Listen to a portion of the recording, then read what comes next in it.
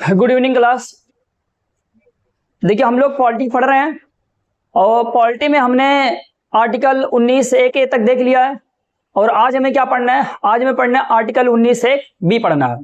अच्छा, सबसे पहले मैं आपसे ये कहना चाहता हूं कि जो लोग इस वीडियो में नए हैं तो वो पीछे वाली वीडियो भी देख लें, क्योंकि इस वीडियो के डिस्क्रिप्शन में सारे के सारे लिंक दिए गए हैं, पूरे प्लेलिस्ट है, वहां आप जाइए, समझ गए? वहां से आप क्या करिए, पूरे सारे लेक्चर को देखिए, क्योंकि ये जो लेक्चर होता है ना मेरा, ये एक दूसरे से कनेक्टेड होता है।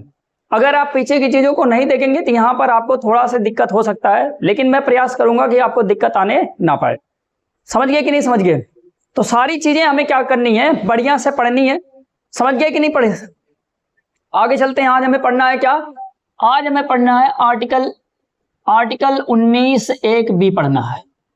हमने देखा था आर्टिकल 19 A में क्या है, तो हम वहां पर देख के आ चुके हैं कि उसको हम कहते हैं कि बोलने तथा अभिव्यक्ति की स्वतंत्रता है। उसमें हमने वहां पर जो जो चीजें, केस आया था, केस समझाए थे, कोई संविधान संशोधन हुआ था तो कोई संविधान संशोधन समझाए, जो जो चीजें वहां थी हमने सब एक्सप्लेन किया था। समझ गए? इसलिए आप क्या करिए, पीछे वाला वीडियो भी जरूर देखिएगा। समझ गए? अब यहां से हमें पढ़ना है कि आर्टिकल 19 B। अब आपसे पूछेगा कि आर्टिकल 19 B में क्या है, तो सबसे पहला क्वेश्चन आपसे यही पूछेगा, तो आप क्या बताओगे? तो हम कहेंगे यहां पर है सभा बनाने का अधिकार। किसका? तो हम कहेंगे सभा बनाने का अधिकार। सभा बनाने का अधिकार, सभा बनाने का अधिकार है, सभा बनाने का अधिकार। अभी हम कहेंगे ये जो सभा बनाई जा रही है ये कैसी सभा होनी चाहिए, तो आपको याद रखना है कि ये शांतिपूर्ण सभा होनी चाहिए। कैसी सभा होनी चाहिए? शांतिपूर्ण सभा होनी चाहिए, तभी ये मान्य होगा। समझ गए कि नहीं समझ गए? तो अगर हमें सभा बनाने का अधिकार दिया गया है तो ये बताइए कि इसमें किस प्रकार के होंगे सभा, तो हम कहेंगे शांतिपूर्ण सभा। समझ गए कि नहीं समझ गए? तो ये जो सभा यह कैसा होना चाहिए, तो तुरंत आपको याद रखना है कि ये शांतिपूर्ण होना चाहिए। कैसा होना चाहिए? शांतिपूर्ण सभा की बात की गई है। अगर मैं कहता हूं कि शांतिपूर्ण सभा ना है, क्या नहीं है? अगर मैं कहता हूं कि शांतिपूर्ण सभा नहीं है, इसका मतलब आप कहोगे वहां पर आर्टिकल 19 भी लागू नहीं होगा। ध्यान से सुनो मेरी बात, मैं क्या कहना चाहता हूं, समझ गए? मैं कह रहा हूं कि आर्टिकल 19 B में सभा बनाने का अधिकार है। अभी कोई ये नहीं कहेगा कि सभा क्या होता है, ये होता है। अभी हम बताएंगे कि सभा से मतलब क्या है, सभा से तात्पर्य क्या है। समझ गए? What is the meaning of assemble. समझ गए कि नहीं समझ गए? अभी केवल आपको ये लिखना है कि यहां पर अगर दे दिया गया सभा बनाने का अधिकार, तो पहले मेरे को बताओ कि सभा कैसी होनी चाहिए। हम कहेंगे सभा शांतिपूर्ण होनी चाहिए। समझ गए कि नहीं समझ गए? सभा कैसी होनी चाहिए, तो हम कहेंगे सभा एकदम शांतिपूर्ण होनी चाहिए, तभी यहां पर आर्टिकल 19 भी तभी लागू होगा। समझ गए कि नहीं समझ गए? हाँ समझ गए। तो अगर इसको हम अंग्रेजी में लिखते हैं तो हम कहते हैं right to assemble for peacefully. कैसे? मतलब अगर आपको यहां पर असेंबल होने का अधिकार है तो कैसे? पीसफुल्ली असेंबल होने का अधिकार है। पीसफुल्ली का मतलब क्या होता है? शांतिपूर्वक। पीसफुल्ली का मतलब क्या होता है? शांतिपूर्वक। तो ये बातें आपकी क्लियर हो रही हैं कि नहीं? पहले पॉइंट में यही होता है। समझ गए? अगर आपको कुछ भी चीजों में प्रॉब्लम आती हैं तो आप उनको बताएंगे, ताकि मैं उनको क्या कर सकूं, डील कर सकूं कि ये सारी चीजें क्या होती हैं, मैं क्या कहना चाहता हूं। चलो अब आगे देखते हैं। तो भैया सभा हमारी कैसी होनी चाहिए? हम कहते हैं शांतिपूर्ण सभा होनी चाहिए। कैसे होनी चाहिए? शांतिपूर्ण सभा होनी चाहिए। अब ये जो सभा होता है, सभा से एक्चुअल में मतलब क्या है, तो मैं लिखूंगा भैया सभा का मतलब, सभा से मतलब लिखता हूं भैया, सभा से मतलब। मतलब का मतलब इसका तात्पर्य या सभा का अर्थ यहां पर क्या क्या हो सकता है। समझ गए? सभा से मतलब का मतलब ये हो सकता है कि क्या क्या हो सकता है सभा में। तो यह पहले फटाफट लिखना शुरू करते हैं। सभा का मतलब ये होता है, सभा का मतलब आपको यहां पर लिखना है कि जैसे रैली। समझ गए? अगर आपको रैली करनी है तो आपका क्या ये, तो हम कहेंगे भैया यहां पर ना 19 B में ये हमें अधिकार है कि हम रैली कर सकते हैं। तो ये हुआ आपका रैली वाला। समझ गए कि नहीं समझ गए? तो अगर हमें रैली करना है तो ये बताओ ये हमें अधिकार कहां से मिलता है? तो हम कहते हैं भैया ये हमें आर्टिकल 19(1)(b) से मिलता है। कहां से मिलता है? 19(1)(b) से मिलता है। आगे और भी लिखेंगे।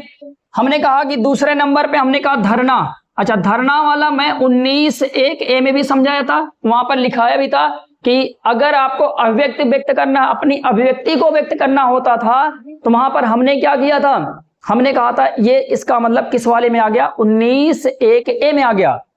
समझ गए कि नहीं समझ गए? लेकिन अब हम कह रहे हैं कि ये धरना और किस में है? 19(1)(b) में भी है। अच्छा, यहां बाबा रामदेव वाला केस लेके चले थे कि जो वहां पर दिल्ली का जो रामलीला मैदान हुआ करता था उसमें अन्ना हजारे ये सब पूरा केस था, वो आपको याद आ रहा होगा।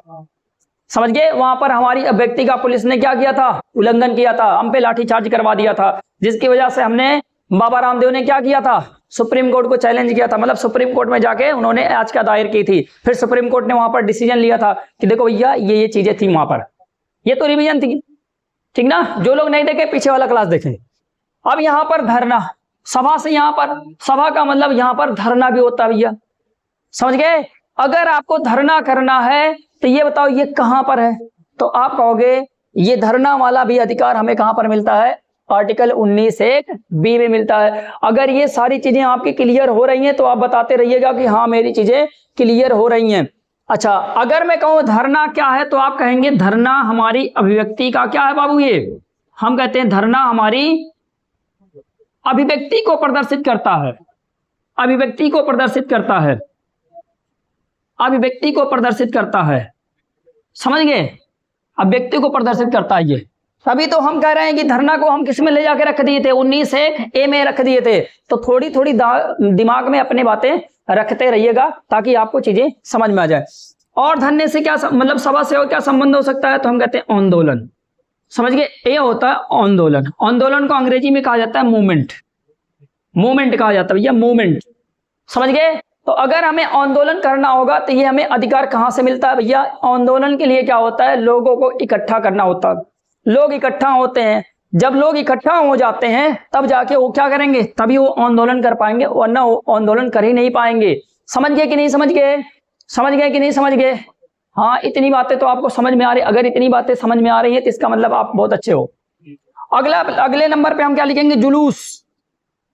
जुलूस समझते हो? जुलूस, जुलूस को हम क्या बोलते हैं? प्रोसेशन बोलते हैं। क्या बोलते हैं? प्रोसेशन बोलते हैं।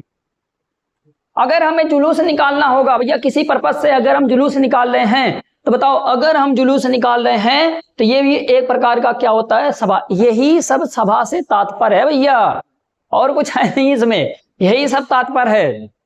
समझ गए? और क्या सभा का मतलब 4 लोग इकट्ठा हो गए सभा हो गया? नहीं, ये सभी चीजें आएंगी। रैली है, समझ गए, धरना है, आंदोलन है, जुलूस है, सब उसमें आएंगे। अच्छा, प्रदर्शन भी लिख सकते हो, प्रदर्शन, विरोध प्रदर्शन जिसको हम बोलते हैं प्रदर्शन, चाहे यहां पर विरोध भी लिख सकते हैं। समझ गए? अंग्रेजी में इसको हम क्या बोलते हैं? डिमोन्स्ट्रेशन। क्या बोलते हैं इसको? डिमोन्स्ट्रेशन बोलते हैं इसको। समझ गए कि नहीं समझ गए? डिमोन्स्ट्रेशन बोलते हैं। यही सब सारी चीजें हैं। समझ गए कि नहीं समझ गए? प्रदर्शन हुआ, विरोध हुआ, डिमोन्स्ट्रेशन हुआ, ये सारी की सारी चीजें क्या हैं? तो हम कहते हैं भैया सारे यहां से सभा से इनका तात्पर्य होता है। अगर कोई आपसे पूछ ले कि जो आर्टिकल 19(1)(b) है, बताओ इसमें अगर बोला गया है कि ये सभा बनाने का अधिकार, तो वो सभा कैसी सभा है? तो आप तुरंत बताना भैया ये जो रैली होती है ना उसको इंडिकेट कर रहा है, धरना होता है उसको इंडिकेट कर रहा है, आंदोलन होता है ना इसको इंडिकेट कर रहा है, फिर हम कहेंगे जुलूस है ना इसको इंडिकेट कर रहा है, प्रदर्शन है चाहे विरोध प्रदर्शन हो, सारी चीजें किसको इंडिकेट कर रही होती हैं? तो हम कहते हैं भैया सारी की सारी चीजें हम कहते हैं सभा को इंडिकेट करती हैं। अच्छा, एक चीज और होती है रैली वाले में। रैलियां यहां पर 2 प्रकार से निकाली जाती हैं। कैसे 2 प्रकार से होती है? हम कहते हैं भैया एक तो आपको पता है धार्मिक रैली भी होती है, और एक यहां पर हम कहते हैं कि पॉलिटिकल रैली भी होती है।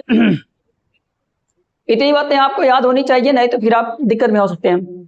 समझ गए? क्या क्या लिखेंगे यहां पर? धार्मिक रैली भी होती है एक, और एक आपको सभी को पता है कि राजनीतिक रैली होती है, जिसमें आपको पता है नेता के पीछे पीछे हम लोग टहलते हैं। राजनीतिक रैली,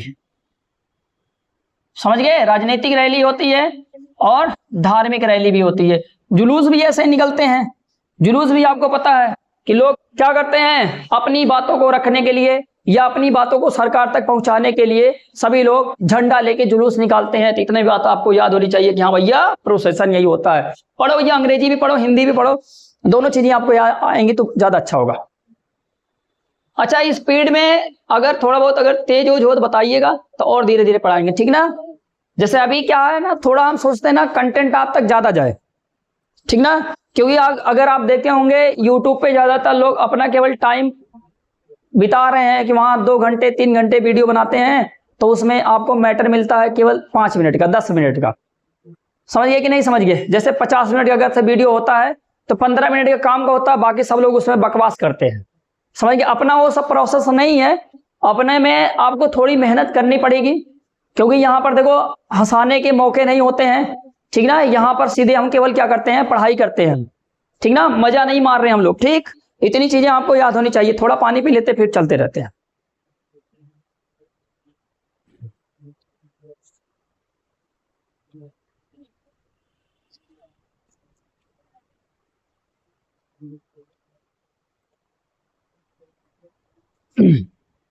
बताओ, इतना समझ में आ गए। अच्छा, अभी इसी में और एक रख लेते हैं हम। एक होता है जैसे हम कभी मनोरंजन के लिए अगर इकट्ठा हुए हैं, मनोरंजन के लिए भैया, मनोरंजन, अगर हम मनोरंजन के लिए इकट्ठा हुए हैं तो ये भी क्या होता है, ये भी आपका सभा वाले में आता। बताओ, मनोरंजन के लिए अगर इकट्ठा हो, मनोरंजन का मतलब जैसे कवि सम्मेलन क्या होते हैं, यहां पर एग्जाम्पल के रूप में हम क्या लिख सकते हैं, कवि सम्मेलन। अगर कभी आपसे पूछ ले कि भैया देखो कवि सम्मेलन के लिए हम लोग इकट्ठा हुए हैं कि आज हमें कवि लोग क्या सुनाएंगे, अपनी अपनी कविताएं सुनाएंगे, तो ये बताओ ये अधिकार कहां से आपको मिल रहा है भैया असेंबल होने का। तो हम कहेंगे आर्टिकल 19(1)(b।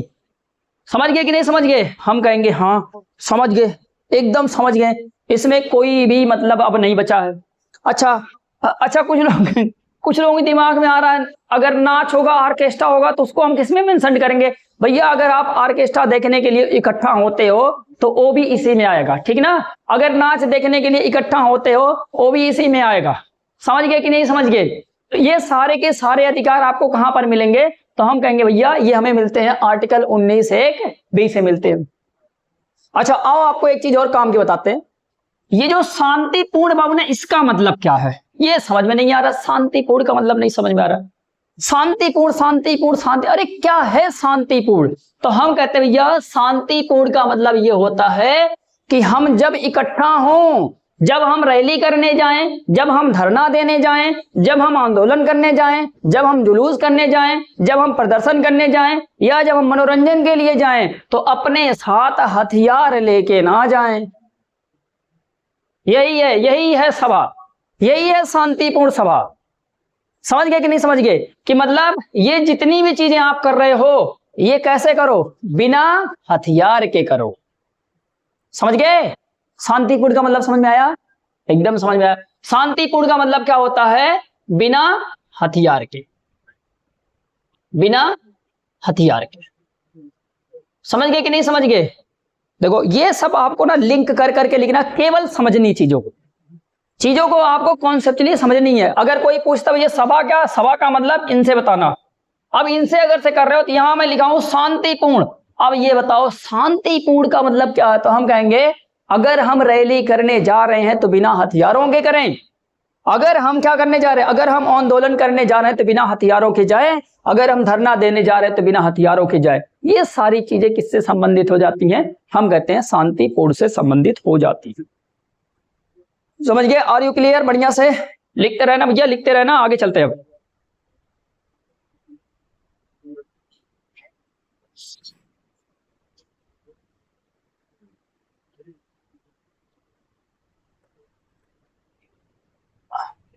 अब आगे देखो, आगे हमें ये रखना है कि ये जो आर्टिकल 19(1)(b ना, इसकी कुछ खास बातें बताओ मेरे को।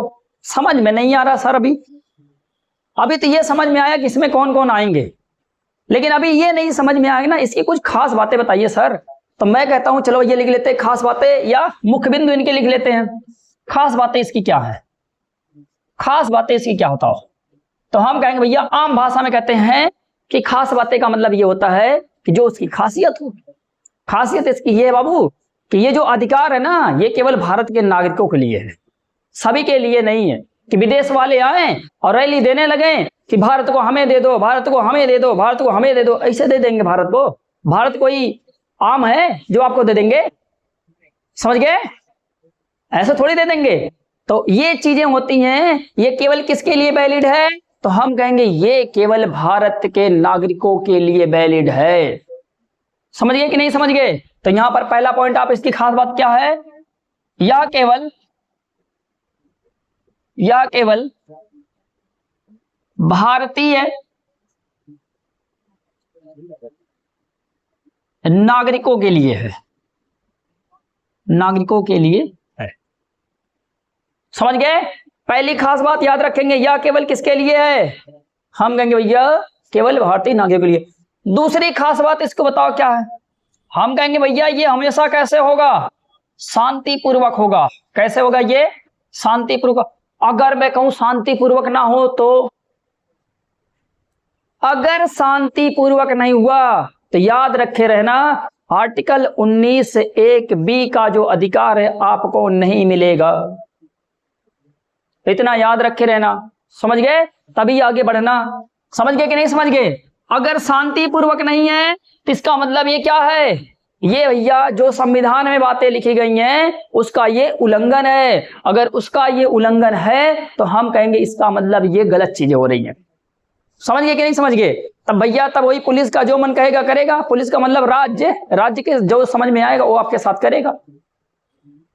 अगर आपको सभा बनानी है तो कैसे बनानी है? शांतिपूर्वक। हाँ मैं मानता हूं आप भारत के नागरिक हो, मैंने मान लिया कि आप भारत के नागरिक हो, आप अच्छे व्यक्ति भी हो, मैंने ये भी मान लिया।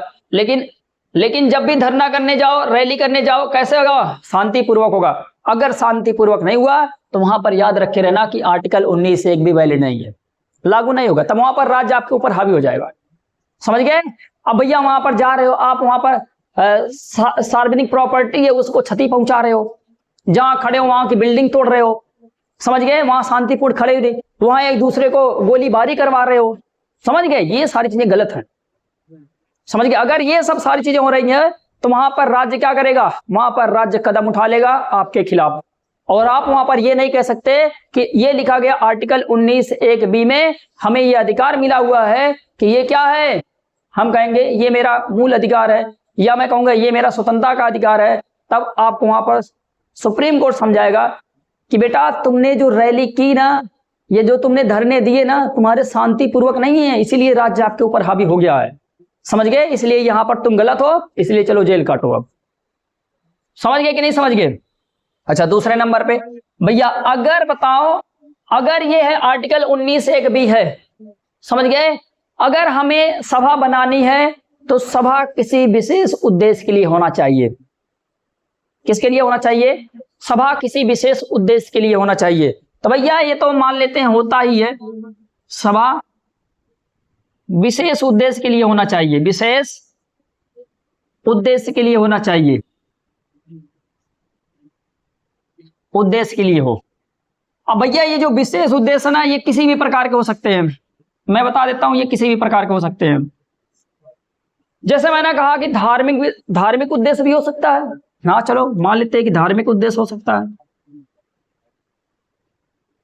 और बाबू सामाजिक उद्देश्य भी हो सकता है। हाँ मान लेते हैं। आर्थिक उद्देश्य भी हो सकता है। हाँ मान लेते हैं। राजनीतिक उद्देश्य भी हो सकता है। राजनीतिक भी क्या हो सकता है? राजनीतिक उद्देश्य भी हो सकता है। और बाबू सांस्कृतिक उद्देश्य भी हो सकता है कि हमारी संस्कृतियों को क्या कर रहा है? बर्बाद कर रहा, तो हम ये भी करेंगे। और भी कैसा हो सकता है? तो हम कहते हैं भैया यह पर्यावरणीय के हिसाब से हो सकता है, इन्वायरमेंटल फ्रेंडली हो सकता है। ठीक ना? ये आपका उद्देश्य कैसा? हमें अपने पर्यावरण को बचाना है, तो 10 लोग इकट्ठा हो गए, सरकार के खिलाफ हो गए, जंगल ना काटो, जंगल ना काटो, हमारे कल्चर बर्बाद हो रहे हैं, हमारे पशु पक्षी बर्बाद हो रहे हैं, इसलिए जंगल ना काटो। तो ये कैसा उद्देश्य बन गया? पर्यावरणीय उद्देश्य बन गया। Are you clear? करा सांस्कृतिक मतलब यहां पर संस्कृति से जुड़ा हुआ, अपनी संस्कृति को बचाने के लिए। जैसे हमने कहा देखो कुछ लोग क्या होते हैं, जंगलों में निवास करते हैं, जिनको हम शेड्यूल ट्राइब के नाम से जानते हैं या अनुसूचित जनजाति के नाम से जानते हैं। क्लियर है, इतनी बात क्लियर आपकी। तो ये जो बाबू होता है, ये लोग ना, इन लोगों का जो कल्चर होता है ना, बहुत ही अच्छा होता है। ये माना जाता है कि इनके पास एक अलग ही कल्चर होता है, इसीलिए तो भारत में इतनी ज्यादा बायोडाइवर्सिटी है। समझ गए। अगर हम बताओ वहां के जंगलों को काट देंगे तो इनके जो घर होंगे वो बर्बाद हो जाएंगे, तो इनका जो कल्चर होगा वो एकदम पूरा खत्म हो जाएगा। क्योंकि आपने बहुत सारे जैसे नागालैंड, झारखंड, बिहार के कुछ ऐसे एरिए हैं, छत्तीसगढ़ के कुछ ऐसे एरिए हैं, अगर वहां आप जाओगे तो वहां आपको दिखेगा कि वहां के जो आदिवासी लोग हैं वो लोग अलग से मेला लगाते हैं, कुछ अपने जंगली प्रोडक्ट बनाते हैं तो उनको लाके वो लोग बेचते हैं। इससे क्या होता है, उनकी इनकम चलती है। तो हमें क्या होता है, तरह तरह के लोगों के बारे में जानकारी मिलती है। समझ गए। फिर हम उनको जीआई टैग दिलवा देते हैं। कितना अच्छा होता है, कितना अच्छा। सोचो, एक बार अपने दिमाग से सोचो। ऐसे ही राजनीति का मान लेते हैं कि कोई राजनीतिक पार्टी है, उसके खिलाफ हमें करना है या हमें रैली करना है। सब ये सब रैली वाली जो होती है किस में आएंगी, हम कहते हैं राजनीतिक में आ सकती हैं, धार्मिक वाले में भी जाता है, सामाजिक होता है। भैया आप मान लो कि किसी ने कोई, जैसे हमने कहा 3 तलाक वाला करना, आपने सुना होगा 3 तलाक। तो 3 तलाक का जो मुद्दा था, वहां पर कुछ लोग इकट्ठा होकर वहां पर क्या कर सकते थे, विरोध कर सकते थे। कुछ लोग किए भी थे और सरकार उसमें कुछ कर नहीं सकती, क्योंकि ये एक सामाजिक मुद्दा था, समाज से जुड़ा हुआ मुद्दा था, इसलिए इसको हम क्या बोलेंगे, सामाजिक मुद्दा था। ऐसे ही आर्थिक मुद्दा, आर्थिक का मतलब ये हुआ कि जैसे अभी हमने कहा भारत बंद, आप देख रहे होंगे भारत बंद। भारत बंद में अगर आपको दिख रहा होगा तो वहां पर देख रहे होगे महंगाई के खिलाफ, बेरोजगारी के खिलाफ, यही सब सारी चीजें वहां पर लेके बातें मुद्दे आती हैं। और सब आपके कैसी रैलियां आ जाती हैं, कैसे धरने हो जाते हैं, हम कहते हैं आर्थिक धरने हो जाते हैं। ऐसे धर्म को लेकर हो जाते हैं। समझ गए। कुछ भी ये जो मतलब मैंने कहा सभा विशेष उद्देश्य के लिए होना चाहिए। अब ये नहीं होना चाहिए भैया कि आपका उद्देश्य कुछ नहीं है, आपने जाके वहां पर पूरा एकदम छाप ली हो, उद्देश्य कुछ नहीं, ना आप सरकार से कोई डिमांड कर रहे हो, ना खुद से कोई डिमांड कर रहे हो, ना आपका कुछ क्लियर है, ना सरकार का कुछ क्लियर कर रहे हो। तो ये सारी चीजें क्या है, गलत है ना। तो इसीलिए वहां पर लिख भी दिया गया सभा विशेष उद्देश्य के लिए होनी चाहिए। और जो भैया विशेष उद्देश्य है कैसे हो सकते हैं, धार्मिक हो सकते हैं, सामाजिक हो सकते हैं, आर्थिक, राजनीतिक और सांस्कृतिक और पर्यावरणीय हो सकते हैं। ये सारी चीजें हो सकती हैं। अगर आपको इतनी चीजें समझ में आ गई हो तो अब हम चलते हैं कहां चलते हैं, हम कहेंगे कोई भी फंडामेंटल राइट्स एब्सोल्यूट नहीं है, मतलब पूर्ण नहीं है। मतलब all fundamental rights are not absolute, मतलब सभी के सभी मूल अधिकार पूर्ण नहीं है, सभी के सभी मूल अधिकार पूर्ण नहीं है। अच्छा, वीडियो ये अब कुछ दिन के बाद अपलोड हो रही है, ठीक ना, क्योंकि कुछ अर्जेंट काम था इसलिए अपलोड नहीं कर पा रहे थे। आप लोग तब तक लिख लीजिए इसको।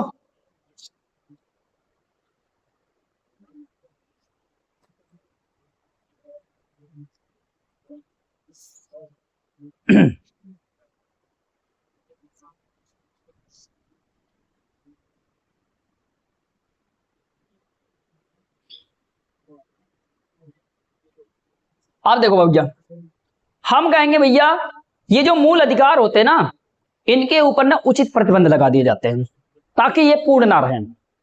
समझ गए कि नहीं समझ गए। हम की मतलब जैसे अभी मान लेते हैं कि कहीं उल्लंघन ना होने लगे। भैया हमने आपको कहा कि सभा बना लो, अब भैया सभा बनाने के चक्कर में आप क्या कर रहे हो, देश को ही बेच दे रहे हो, तो ये सारी चीजें गलत हो जाती ना। तो ऐसा ना हो, समझ गए कि नहीं, ऐसा ना हो। तो ये चीजें आपको यहां पर लिखनी है। हम कहेंगे भैया आर्टिकल 19(1)(b) का क्या लिखेंगे, आर्टिकल 19(1)(b) का उचित प्रतिबंध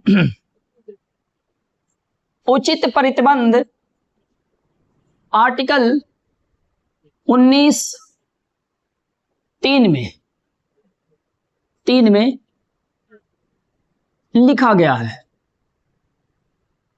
बस उचित प्रतिबंध कोई पूछेगा नहीं, क्योंकि उचित प्रतिबंध का मतलब ये होता है रीजनेबल रिस्ट्रिक्शंस। समझ गए कि उसके ऊपर क्या लगा दिया गया है, सभा बनाओ, लेकिन याद रखे रहना भारत की अखंडता, भारत की संप्रभुता, भारत की एकता और भारत की सुरक्षा पर आंच ना आने पाए। अगर इसके ऊपर आंच आ गई तो याद रखे रहना, तब यहां हम भूल जाएंगे कि तुमने सभा बनाई है, हम ये भूल जाएंगे कि आर्टिकल 19(1) आपका मूल अधिकार है, हम ये भूल जाएंगे कि आर्टिकल 19(1) भी जो है आपका क्या है बाबू, स्वतंत्रता का अधिकार, ये हम भूल जाएंगे। ये कौन कह रहा है, ये राज्य कह रहा है।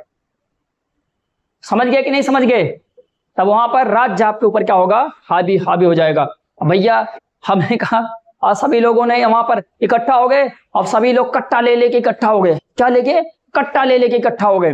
और वहां पर उसके बाद क्या हुआ, अचानक धड़ धड़ धड़ धड़ शुरू कर दी।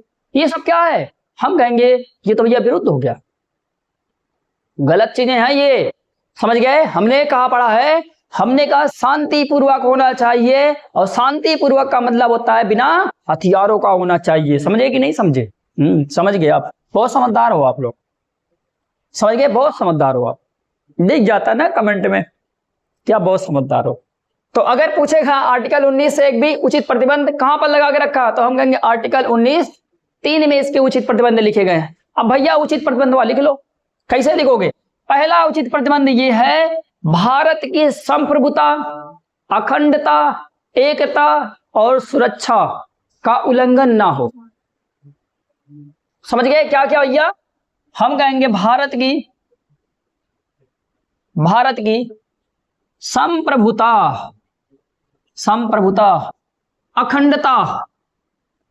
अखंडता और भैया क्या, एकता, और भैया क्या, सुरक्षा बनी रहनी चाहिए, बनी रहनी चाहिए। कहने का मतलब बाबू ना, इसका उल्लंघन ना हो। अगर इसका उल्लंघन हुआ तो भैया यू आर रॉन्ग। समझ गए कि नहीं? तब तुम गलत हो, इसका उल्लंघन नहीं होना चाहिए। अगर इसका उल्लंघन हुआ तो भैया यू आर बैड, मतलब आप बुरे हो। समझ गए? दूसरे नंबर पे आता है, दूसरे नंबर पे हम क्या लिखेंगे? दूसरे नंबर पे हम कहेंगे पब्लिक ऑर्डर का सम्मान करना है, मतलब पब्लिक ऑर्डर को बना के रखना है। समझ गए कि नहीं समझ गए? पब्लिक ऑर्डर का मतलब, पीछे वाला लेक्चर देखो, पब्लिक ऑर्डर का उल्लंघन नहीं होना चाहिए, पब्लिक ऑर्डर का उल्लंघन नहीं होना चाहिए। समझ गए कि नहीं? पब्लिक ऑर्डर का मतलब, जैसे मान लो कि वहां से पुलिस ने कोई गाइडलाइन जारी किया है, समझ गए, तो आपको क्या करना है, उसके अंडर में रहना है। समझ गए कि नहीं समझ गए? उसके अंडर में रहना। अगर आप उसके अंडर में नहीं हो तो इसका मतलब आप पब्लिक ऑर्डर के खिलाफ जा रहे हो। भैया सभा बनाओ, सभा बनाने का कोई ये थोड़ी कह रहा है, आपसे कह रहा सभा बना के वहां पर धरना करो, सब करो, जो करना हो आपको करो। लेकिन अब उसका मतलब ये थोड़ी है भैया लेके वहां पर आए हो, जा रहे हो वहां पर, जो वहां पर दुकानें लगी हैं दुकान तोड़ रहे हो, गाड़ियां खड़ी है गाड़ियां तोड़ रहे हो, वहां पर जाके थाने वाली बोलेरो खड़ी है उसको तोड़ रहे हो। समझ गए? पुलिस के ऊपर लाठी चार्ज कर रहे हो, ये सब क्या है? ये सब पब्लिक ऑर्डर के खिलाफ चलेगा हो। समझ गए कि नहीं समझ गए? समझ गए कि नहीं समझ गए पब्लिक ऑर्डर का मतलब? समझ गए? कुछ लोग होते हैं पुलिस को मारने लगते हैं, ये सब क्या है? ये सब भैया गलत है, ये शांतिपूर्वक भी नहीं है। तो हमें क्या रखना है? तो हम कहते हैं भैया हमें पब्लिक ऑर्डर को मेंटेन रखना। अगर हम पब्लिक ऑर्डर को मेंटेन नहीं रखते हैं तो हम गलत करते हैं। तीसरे नंबर पे आओ भैया, तीसरे नंबर पे भैया नैतिकता को ध्यान में रखनी है, नैतिकता, और भैया शालीनता से रहनी है। शालीनता को अंग्रेजी में क्या बोलते हैं? डिकेंसी बोलते हैं, ठीक ना? नैतिकता को मोरलिटी बोलते हैं। तो इन सब सारी चीजों को हमें क्या रखना है? एकदम ध्यान पूर्वक रहना है। अगर मैंने कहा कि इनका उल्लंघन हो गया तो आप कहोगे इसका मतलब आपको सभा, आपकी जो सभा है ना वो शांतिपूर्वक नहीं है। अगर इतनी चीजों का उल्लंघन हुआ तो वहां पर आर्टिकल 19(1) भी लागू नहीं होगा। भूल जाना कि मेरा ये मूल अधिकार है, भूल जाना एक मेरा ये स्वतंत्रता का अधिकार है, भूल जाना सब। तब वहां राज्य आपके ऊपर हावी होगा और राज्य आपको लतेइबो करेगा। तो चिल्लाना मत, तब ये मत कहना कि ये मेरा मूल अधिकार है, क्योंकि आपने इन सारी चीजों का क्या किया है? उल्लंघन किया। अच्छा, कोई ये नहीं पूछेगा संप्रभुता, what is the meaning of संप्रभुता, what is the meaning of अखंडता, what is the meaning of एकता, ये सब कोई नहीं पूछेगा। इन सब चीजों के बारे में लेक्चर आने वाला है, बढ़िया से देखिएगा, ये सब प्रस्तावना में मिलेगा आपको। समझ गए कि नहीं समझ गए? अभी आप ऐसे समझते रहो, समझे? बढ़िया से मैं खुद आपके दिमाग में एक एक चीज भर दूंगा, आप ऐसे ऐसे ही क्रॉस क्वेश्चन करते रहोगे। समझ गए कि नहीं समझ गए?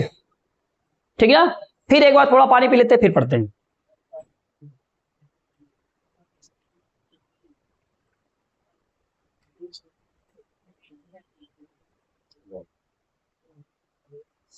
अब आगे पढ़ते हैं।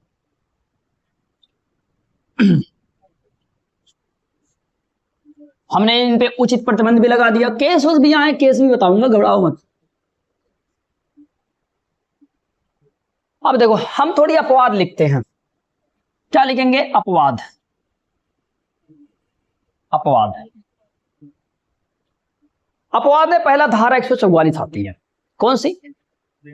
अपवाद में धारा 144।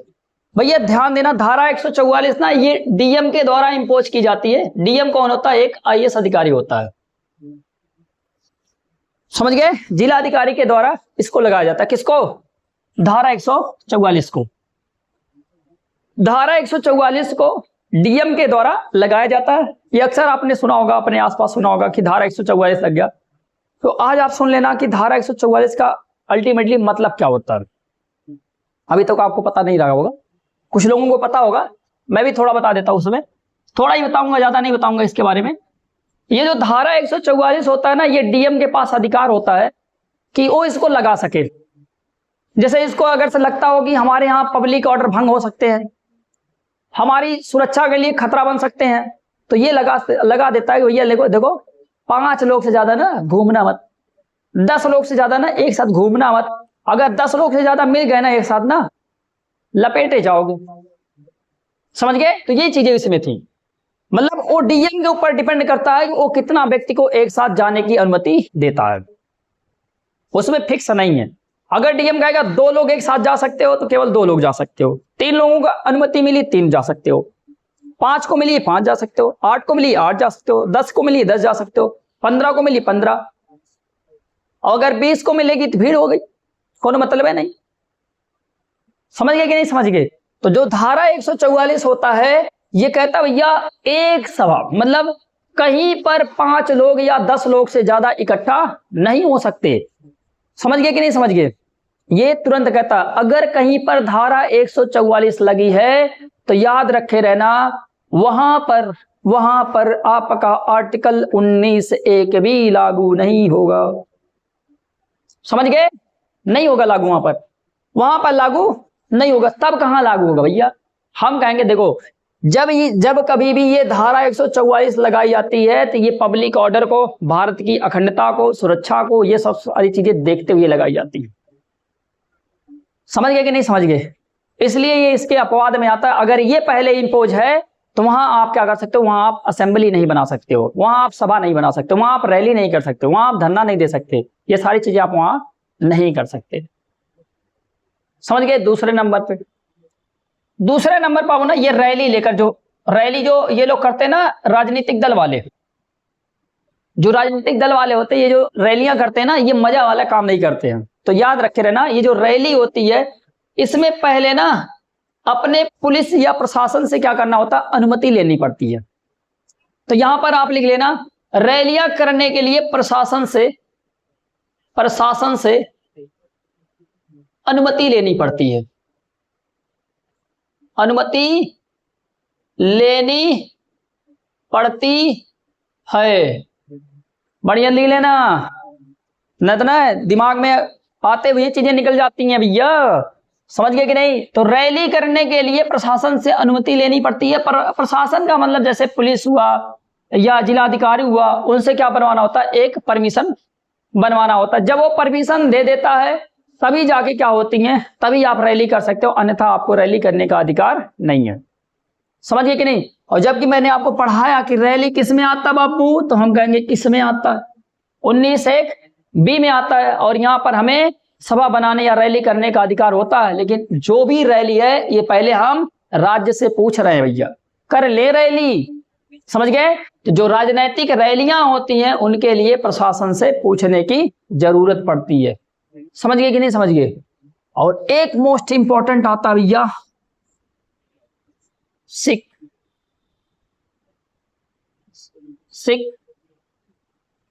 अपने पास कृपाण रख सकते हैं, कृपाण रख सकते हैं। समझ गए? सिख अपने पास कृपाण रख सकते हैं। कृपाण का मतलब होता है बाबू यहाँ चाकू के टाइप का होता है, समझ गए। यहाँ पर ऐसे लगाए रहते हैं, सभी सिख लोग अपने पास ये रखे रहते हैं। तो आप कहेंगे ये तो हथियार हो गया। कहाँ हथियार हो गया कि नहीं हथियार? सीखो अपने पास अगर कृपाण रख के ये लोग कहीं इकट्ठा हो रहे तो इसका मतलब ये लोग क्या कर रहे हैं? तो हम कहेंगे भैया ये लोग तो हथियार ले लिए, समझ गए। तो भैया सुप्रीम कोर्ट ने ये कहा कि ये देखो जो इनके पास कृपाण है ना, ये इनका जो है भैया इनका धार्मिक पहचान है ये, ठीक ना। ये क्या है? धार्मिक प्रतीक है, इसलिए ये लोग लिए हैं, इसलिए कृपाण को इसमें काउंट नहीं किया गया है। तो समझ गए कि नहीं समझ गए? हम कहेंगे धार्मिक लिखा हूं यहां पर, धार्मिक पहचान है या धार्मिक सिंबल है, इसीलिए सिख अपने पास कृपाण को रख सकते हैं। और इसका संबंध बाबू अगर आप जाओगे ना, इसका संबंध आर्टिकल 25 में मिलेगा। घबराओ मत, आने दो आर्टिकल 25, वहां हम प्रेम से पढ़ेंगे आर्टिकल 25। तो इसका संबंध किससे होता है? आर्टिकल 25 से होता है, इसलिए ये अपने पास क्या रख सकते हैं? कृपाण रख सकते हैं। समझ गए? Don't be aware. समझ गए कि नहीं समझ गए? अच्छा, अब इनसे थोड़ा एक आध दो केस देख लेते हैं, ताकि केस उसमें भी कुछ कभी दिक्कत उक्कत ना आए, और नहीं तो हो जाए फिर दिक्कत हो जाए।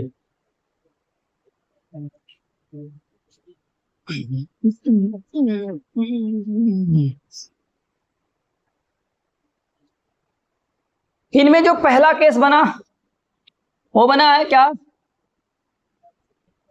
हिम्मत लाल वर्सेस पुलिस आयुक्त।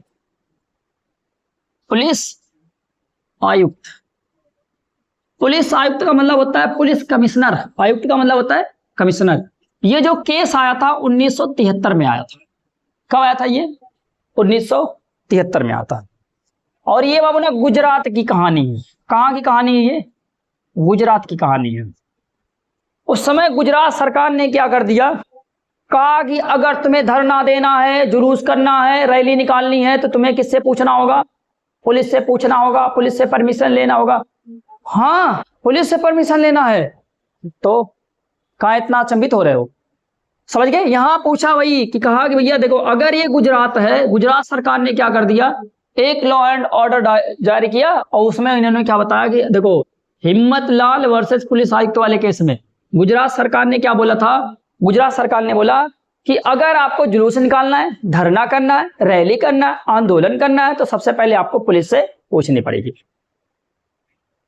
अब हिम्मत लाल से ये बातें बर्दाश्त नहीं हुई। हिम्मत लाल ने क्या कहा? हिम्मत दिखाई। हिम्मत लाल ने क्या दिखाई? हिम्मत दिखाई।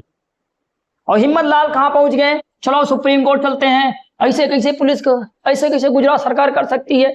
अब सुप्रीम कोर्ट ने कहा कि देखो देखो गुजरात सरकार, क्या देखो, क्या देखो? तो गुजरात सरकार को यह दिखाया गया कि देखो भैया, ये इनका ना हिम्मत लाल का, या हिम्मत लाल लोगों को रिप्रेजेंट कर रहे थे उस समय, तो वहां पर कहा गया कि ये देखो इनका ना मूल अधिकार है, धरना देना, आंदोलन करना, रैली में जाना, जुलूस निकालना, ये सब क्या है? इनके मूल अधिकार है। समझ गए? इसलिए यहां गुजरात सरकार ना आप गलत हो। समझ गए कि नहीं? हाँ, ये लोग धरना दे सकते हैं, आंदोलन कर सकते हैं, जुलूस निकाल सकते हैं, लेकिन जो भी चीजें करेंगे शांतिपूर्वक करेंगे। और याद रखे रहना, अगर ये लोग शांतिपूर्वक नहीं करते हैं तभी जाके यहां पर आपका लॉ एंड ऑर्डर डैमेज होता है, तब जाके आप क्या कर सकते हो? इनके ऊपर हावी हो सकते हो, अन्यथा आप हावी नहीं हो सकते हो। समझ गए? तो इस बार सुप्रीम कोर्ट ने यही कहा कि देखो, जो धरना होता है इनका मूल अधिकार ये करेंगे, जो प्रदर्शन होगा इनका मूल अधिकार करेंगे, रैली करेंगे, जुलूस करेंगे, सब कुछ ये करेंगे। समझ गए? लेकिन पब्लिक ऑर्डर को ध्यान में रखते हुए करेंगे, शांतिपूर्वक करेंगे। ये सुप्रीम कोर्ट की लैंग्वेज वो मैं बोल रहा हूं। समझ गए? शांतिपूर्वक करेंगे। और कैसे करेंगे? और हम कहेंगे कैसे करेंगे? तो हम कहेंगे पब्लिक एंड ऑर्डर को डैमेज नहीं करेंगे, भारत की संप्रभुता को ध्यान में रखेंगे, भारत की अखंडता को ध्यान में रखेंगे। वही जो आप रीजनेबल रिस्ट्रिक्शंस रखे हो ना, इन सारी चीजों के अंडर में करना है ये। समझ गए? वही लिखा, सुप्रीम कोर्ट वही लाइन को बार बार रिपीट कर रही है। अच्छा, एक और होता है, अभी एक केस और आए, देखो इस वाले केस में अगर आपको कोई भी दिक्कत हो तो बताइएगा, और नहीं तो फिर मैं आगे एक केस और लेता हूं, सुप्रीम कोर्ट का bar association versus union of India case. समझ गए? कौन सा? सुप्रीम कोर्ट का बार एसोसिएशन, सुप्रीम कोर्ट का बार एसोसिएशन, सुप्रीम कोर्ट का bar association versus union of India case 1998। कब? 1998। भैया वहां पर जो वकील थे ना, उन्होंने केस फाइल किया। अब उन्होंने जो केस फाइल किया उस केस में क्या था? कहा कि भैया हमें भी सभा करने का अधिकार होना चाहिए, हमें भी धरना देने का अधिकार होना चाहिए, हमें भी हर चीज करने का अधिकार होना चाहिए जो आम लोगों को है। तो सुप्रीम कोर्ट ने वहां भी बोला, सुप्रीम कोर्ट ने कहा हे वकीलों, हे वकीलों, आप लोगों को भी धरना देने का अधिकार है, आप लोगों को भी जुलूस निकालने का अधिकार है, आप लोगों को भी सब कुछ करने का अधिकार है, लेकिन याद रखे रहना कोर्ट का जो काम काज है ना वो ठप नहीं होना चाहिए। तुम जाओ धरना दो, लेकिन कोर्ट में आपको हाजिरी लगानी होगी। कोर्ट का जो काम काज है वो डैमेज नहीं होना चाहिए, वो ठप नहीं होना चाहिए। समझ गए कि नहीं समझ गए? तो दो केस आए। अच्छा, इस केस में ना जो मैंने बात बोली है वो अपने भाषा में लिख लेना, इसमें कुछ लिखना संभव नहीं था, इसलिए केवल केस बता दिया। अब एक केस हमने और बताया यहां पर, supreme court bar association, bar association versus union of India 1998 वाली केस आया था। इसमें भी सुप्रीम कोर्ट ने क्या कहा था? सुप्रीम कोर्ट ने वकीलों को क्या कर दिया? कहा कि हे वकील, तुम लोग भी धरना दे सकते हो, तुम लोग भी क्या कर सकते हो, तुम लोग भी जुलूस निकाल सकते हो, तुम लोग भी प्रदर्शन कर सकते हो, लेकिन याद रखे रहना देश की अखंडता, देश की संप्रभुता और देश की सुरक्षा पर कभी आंच ना आए, पब्लिक ऑर्डर पर कभी आंच ना आए। समझ गए? और कोर्ट का कामकाज खत्म नहीं होना चाहिए या कोर्ट का कामकाज ठप नहीं होना चाहिए। इतनी चीजों को अगर आप कर सकते हो तो आप अच्छे हो, नहीं तो आप गलत कर रहे हो, आपका मूल अधिकार तब खत्म है। तो एक केस ये भी लिख लेना आप कि ऐसे में एक केस इसमें भी समझा दिया था कि ताकि आपको सारी चीजें होनी चाहिए। तो बाबू, धरना करना हो, प्रदर्शन करना हो, विरोध करना हो, कुछ भी करना हो, हमेशा याद रखे रहना यहाँ पर जो रीजनेबल रिस्ट्रिक्शंस दिए हैं उनके दायरे में रखकर करना है। अगर आप उनके दायरे में नहीं हो तो याद रखे रहना वहां पर आपका आर्टिकल 19 एक भी काम नहीं करेगा। ठीक ना? अच्छा, जिन लोगों को कोई भी दिक्कत होगा इसमें आप कमेंट करिएगा, जवाब आपके पास तक जाएगा। ठीक ना? उछलते हुए जवाब जाएगा, टेंशन मत लीजिएगा। ठीक, पढ़ लीजिएगा। और जो लोग इस वाले वीडियो में नए होंगे, पीछे वाले वीडियो को जाके लिंक में पूरा का पूरा डिस्क्रिप्शन में पूरी की पूरी लिंक दी गई है, जाके वहां से सर्च करके देखिए। ठीक ना? Thank you.